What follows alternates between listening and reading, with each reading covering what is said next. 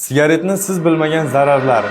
Bolaligimizdan ko'p eshitganmiz. Sigaret chekish nafas olish sistemasiga, nerv sistemasiga, qon aylanish sistemasiga juda ham katta salbiy ta'sir ko'rsatadi. Men aytmoqchi bo'lgan sabablar esa irsiyat bilan, ya'ni genetika bilan bog'liq. Dunyo bo'yicha tug'iladigan bolalarning 5% da, ya'ni qariyb 8 million chaqaloqda, yangi tug'ilgan chaqaloqda irsiy kasalliklar aniqlandi. O'ylab ko'ringlar, 8 million bola irsiy nuqson bilan tug'iladi har yilda. Irsiyatdagi bunday o'zgarishlarga rentgen nurlari, atrof muhitdagi turli xil kimyoviy ifloslanishlar, bundan tashqari nos hamda sigaretning ham yaxshigina ta'siri bor. Ko'p bemorlarni qabul qilaman. Ularning 90% chekadiganlarda sperma morfologiyasida, sperma denkasida o'zgarishlar bo'ladi. Eng qizig'i, shu chekuvchi oilalarda homila bo'ladi, bo'lgandan keyin tushib qoladi. Ba'zida nuqsonli homila tug'ilib qoladi. Azizlar, bo'ldi.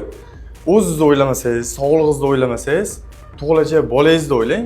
Hech bo'lmasa sog'lom turmush tarzi, O'zbekiston kelajagini o'ylash kerak. Bu sigaret tarkibidagi moddalar sizni spermangizdagi irsiy o'zgarishlarga sabab bo'ladi. Immunoy spermaning o'zida xromosomlar saqlangan dengiz zanjiri bo'ladi. Bu zanjirlarni parchalab, uzib yuborish hisobiga homila bo'lmaydi yoki tushib qolishi mumkin. Shuning uchun sigaretni tashlash kerak, agar imkoni bo'lmasa maksimal darajada kamaytirish tavsiya qilinadi.